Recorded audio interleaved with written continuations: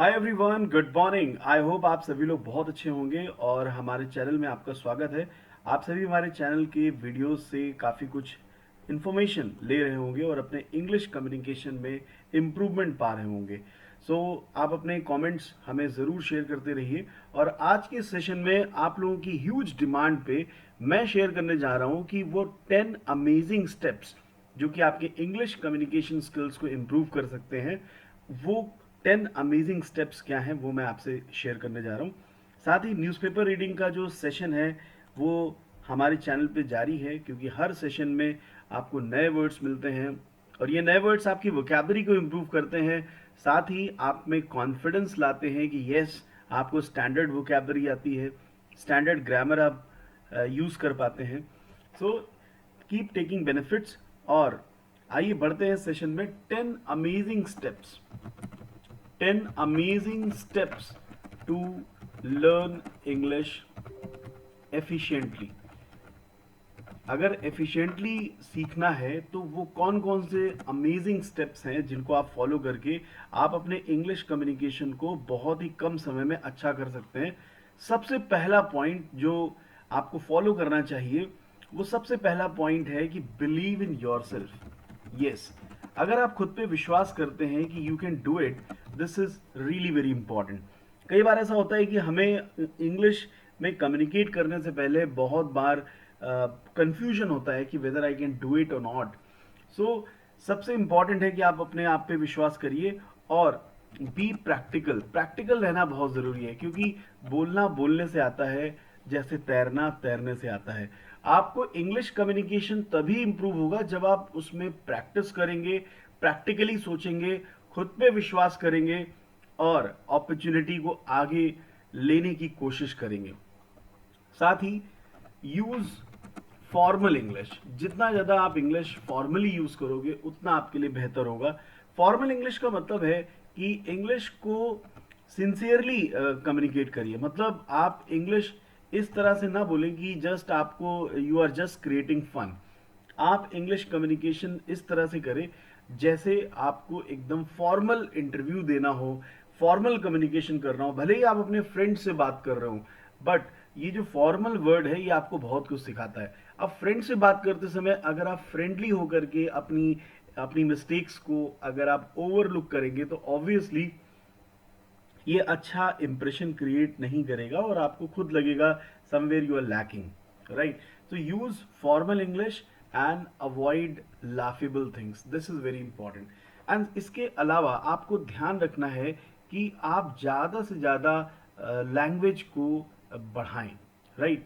Use English language more and more in your communication. हमारे पास दो choices हैं, या तो हम उस बात को हिंदी में कहें या तो उस बात को हम अंग्रेजी में कहें। तो आप क्या करिए, आप कोशिश करिए कि इंग्लिश लैंग्वेज में उस बात को कहने की कोशिश करिए। कई बार आपको एनवायरनमेंट नहीं मिलता है, लेकिन एनवायरनमेंट ना मिलने पर भी आप कोशिश करिए जहाँ पे एनवायरनमेंट मिल रहा है या एनवायरनमेंट के बाद भी आपके पास बहुत अच्छा तरीका है, that is think in English, right. आप मिरर प्रैक्टिस करिए, हैव मिरर प्रैक्टिस, राइट। सबसे अच्छा तरीका है। अगर आपको एनवायरनमेंट नहीं मिल रहा है तो आप अंग्रेजी में सोच सकते हैं, और सोचने से क्या होगा कि आपका सेंटेंस फॉर्मेशन बहुत ही क्विक होगा। मिरर प्रैक्टिस करिए, ठीक है, और खुद से आप कम्युनिकेट करिए। इसके अलावा सबसे इंपॉर्टेंट आ जाता है कि learn the art of defining the things. Learn the art of defining the things, ठीक है। चीज़ों को डिफाइन करने की कोशिश करिए। कई बार क्या होता है, आप बोलते बोलते अटक जाते हैं, आपको शब्द नहीं आता है, लेकिन अगर आपको डिफाइन करना आता है तो आप बहुत आसानी से उस शब्द को बता लेते हैं। जैसे मान लीजिए कि आपको वर्ड बोलना है भुलक्कड़, और अचानक से आपको लग रहा है कि मुझे इसका मीनिंग नहीं आता है, तो आप इसमें सिंपली कह सकते हैं the one who forgets the things. The one who forgets the things. अब देखिए कितना आसान हो गया, जो व्यक्ति अपनी चीज़ों को भूल जाता है, राइट। सपोज आपको कहना है कि सन की, राइट। अब सन की का मीनिंग एसेंट्रिक होता है, बट आपको नहीं आता है, घबराने की जरूरत नहीं है। आप उसे डिफाइन करने की कोशिश करिए। जैसे आपने डिफाइन किया, the one who takes sudden changes, the one who takes sudden decisions, the one who takes sudden decisions, the one who takes sudden decisions। तो देखिए डिफाइन करने की कोशिश करिए। तो जब आप डिफाइन करने की कोशिश करेंगे तो क्या होगा, आपका आर्ट ऑफ डेफिनेशन बढ़ेगा, और जो वर्ड्स आपको नहीं आते हैं फिर भी आप अपने कम्युनिकेशन को जारी रखेंगे, राइट। एंड इसके इंपॉर्टेंट फैक्टर्स आपको खुद एक ही दिन में महसूस होंगे, आपको विद इन अ डे ही लगेगा कि yes I have some changes, I am improving. साथ ही मैं आपको एक इसके अलावा सजेशन दे दूं कि make eye contact with the listeners. उनसे आई कांटेक्ट करके बात करें। अगर आप आई कांटेक्ट नहीं कर रहे हैं तो आपका अंग्रेजी बोलना क्या फायदा। इससे आपको आई कांटेक्ट करके ही बात करनी चाहिए। इससे क्या होता है, आपका कॉन्फिडेंस का लेवल अप होता है, आपको और लगता है कि yes I should convey my views and accept the feedback genuinely. अगर आपको कोई फीडबैक जेन्युइनली दे रहा है तो उसे एक्सेप्ट करने में कोई बुराई नहीं है। अगर आपको किसी ने कहा कि आपको अपने प्रोनाउंसिएशन पे वर्क करना चाहिए, एक्सेप्ट करिए। आप लोगों के कमेंट्स आते हैं हमारे वीडियोस के बारे में, हम भी उन्हें एक्सेप्ट करते हैं। आपकी रिक्वेस्ट आई कि सर कुछ ऐसे स्टेप्स बताइए जिससे इंग्लिश कम्युनिकेशन हमारा बहुत अच्छा हो जाए कम से कम समय में। We accepted and we give you that, ठीक है। तो जितना ज़्यादा आप एक्सेप्टेंस आपके अंदर होगी उतना आपके लिए अच्छा होगा। हैव अ लर्निंग एटीट्यूड, ये बहुत ज़रूरी है कि आपका एटीट्यूड कैसा है, एक लर्निंग एटीट्यूड है। आपका एटीट्यूड ऐसा नहीं कि मतलब ईगो आपके अंदर नहीं होनी चाहिए कि नहीं ऐसा कैसे हो गया, how can you find out my mistake, ये नहीं होना चाहिए। एंड सबसे इंपॉर्टेंट है कि spend quality time in writing something, right. जैसे इसी वीडियो में मैं चाहता तो आपको फोटोज के द्वारा कुछ बता सकता था, लेकिन मैंने इन 10 सजेशंस को, 10 अमेजिंग तरीके को मैंने टाइप किया और ये मैं अपनी वेबसाइट पे भी शेयर करूंगा। तो ये बहुत ज़रूरी है कि जब आप कुछ क्राफ्ट करते हैं, कुछ आप लिखते हैं, तो आपको और स्ट्रेंथ मिलती है और बेहतर करने का मौका मिलता है। ये बहुत ज़रूरी है, right. And avail all the opportunities, avail more and more opportunities, maximum opportunities of communication। क्योंकि सक्सेसफुल वही नहीं हुआ जिसको अपॉर्चुनिटी नहीं मिली, या अपॉर्चुनिटी तो मिली बट उसने उसे कैश नहीं किया। तो आपको avail more and more opportunities for confidence building, ठीक है। जितना ज़्यादा आप कॉन्फिडेंस बिल्डिंग करेंगे उतना आपके लिए अच्छा होगा। आप नेशनल लेवल पे बात कर रहे हैं, इंटरनेशनल लेवल पे बात कर रहे हैं, लोकल लेवल पे बात कर रहे हैं, मैटर करता है, राइट।